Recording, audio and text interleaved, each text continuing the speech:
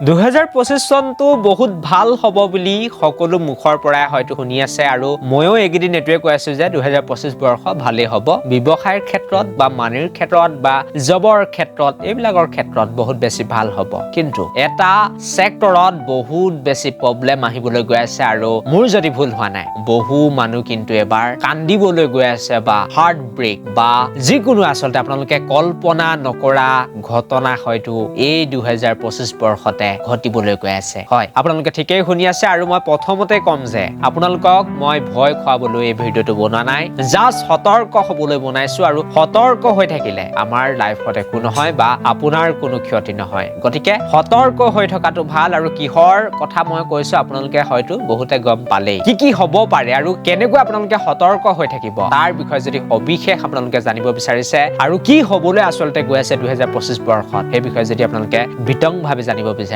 তেনেহলে একেবাৰে প্ৰথমৰ পৰা শেষলৈকে ভিডিওটো চাব পাৰে আৰু মই প্ৰথমতে কম সকলোৰ বাবে এই ভিডিওটো হয় লাগিলে আপোনাৰ জন্ম যিকোনো তাৰিখতে নহওক কিয় সকলো বাবে এই ভিডিওটো বহুত বেছি ইম্পৰ্টেন্ট সকলোৱে ভিডিওটো একেবাৰে প্ৰথমৰ পৰা শেষলৈকে চাব আৰু পাৰিলে বন্ধু বৰ্গৰ লগতে ভিডিওটো শ্বেয়াৰ নিশ্চয় কৰিব আৰু চেনেলটো সকলোৱে সাবস্ক্ৰাইব কৰি দিব বুলি মই আশা কৰিছো আৰু মই ডাইৰেক্ট আহি যাব বিচাৰিছো আজি ভিডিওটোৰ মূল বিষয়টো লৈ 2025 বৰ্ষটো কেৰিয়াৰৰ বাবেতো বহুত ভাল আপোনালোকে লাইফত বহুত কিবা কিবি কৰিব পাৰিব জব পাব বা এনেকুৱা যিবিলাক মানি আহিব এইবিলাকৰ কাৰণে বহুত ভাল আপোনাৰ বাবে কিন্তু ৰিলেশনশ্বিপত আপোনালোকৰ কিন্তু ফাট মেলিবলৈ গৈ আছে হয় আপোনাৰ যদি বৰ্তমান সময়ত বিবাহ হৈছে বা বিবাহ হোৱাও নাই তথাপিও যদি ৰিলেশনশ্বিপত আছে বা হাজবেণ্ড ওয়াইফৰ মাজতো কিন্তু কাজিয়া হোৱা দেখা পাব আৰু সৰু সুৰা কিন্তু কাজিয়া নহয় যদি আপোনালোকে সতৰ্ক নহয় যদি আপোনালোকে সাৱধান নহয় তেনেহলে বহু মানুহৰ আপোনালোকে দেখা পাব এই 2025 চনতে যি আহি আছে 2025 বৰ্ষ তাত কিন্তু বিবাহ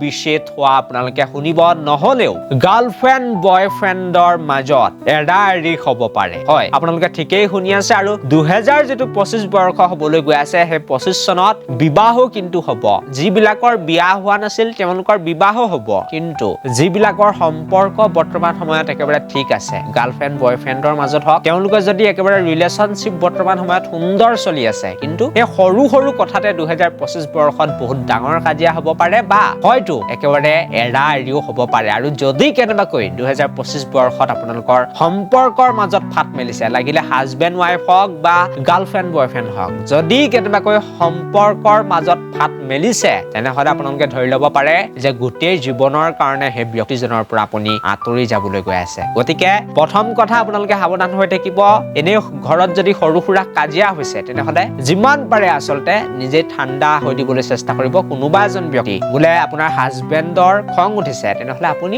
ওয়াইফ হয় যদি ঠাণ্ডা হৈ দিয়ক নহলে আপুনি যদি গাৰ্লফ্ৰেণ্ড বয়ফ্ৰেণ্ড হয় তেনেহলে কোনোবা এজন ঠাণ্ডা হৈ দিয়ক তেতিয়া আচলতে কোনো ধৰণৰ ক্ষতি নহয় কিন্তু দুইজনে যদি ইজনতকৈ সিজন ৰজা হ'বলৈ যায় বা একেবাৰে কাজিয়া যদি লাগে তেনেহলে নিশ্চয় কিন্তু ৰিলেশনশ্বিপত বা সম্পৰ্কৰ মাজত ফাট আপোনালোকে দেখা পাব আৰু যেতিয়াই মঙ্গল গ্ৰহৰ বছৰ আহে মই কৈছোৱে যে নিশ্চয় বহুত বেছি বিবাহ বিচ্ছেদ হয় আৰু আপোনালোকে এনেকুৱা ধৰণৰ কেছবিলাক প্ৰায় শুনিব 2025 বৰ্ষৰ আৰম্ভণিৰ পৰাই শুনিব যে বহুত বেছি আচলতে সম্পৰ্কৰ মাজত প্ৰবলেম আহিব বা হাজবেণ্ড ওয়াইফৰ মাজত কাজিয়া বহুত হ'ব এইটো আপোনালোকে এতিয়াৰ পৰা হয়তো শুনিব পাৰে যেহেতু ডিসেম্বৰ মাহ চলি আছে আৰু সকলোৰে লগত এতিয়া এনাৰ্জি যিটো লেভেল হেতু আহি গৈছে আৰু যিটো আমাৰ খং হয় সেই খংটো এতিয়া মানুহে লাহে লাহে কন্ট্ৰল কৰিব নোৱাৰা হৈছে কাৰণ এনাৰ্জিৰ বছৰ আহি আছে মানে মঙ্গল গ্ৰহৰ বছৰ আহি আছে এই ডিসেম্বৰ মাহৰ পৰা হয়তো আপোনালোকৰ সম্পৰ্কৰ মাজত মিলিব পাৰে এইটো মনত ৰাখিব এতিয়া ডিসেম্বৰ মাহ চলি আছে তেতিয়াও কিন্তু সৰু সুৰা কাজিয়া কিন্তু ঘৰত হ'ব পাৰে এইটো এটা আপোনালোকে নোট কৰি ল'ব পাৰে কথা তাৰ লগতে আপোনালোকক মই মোষ্ট ইম্পৰ্টেন্ট এটা কথা কৈ যাব বিচাৰিম 2025 বৰ্ষত বা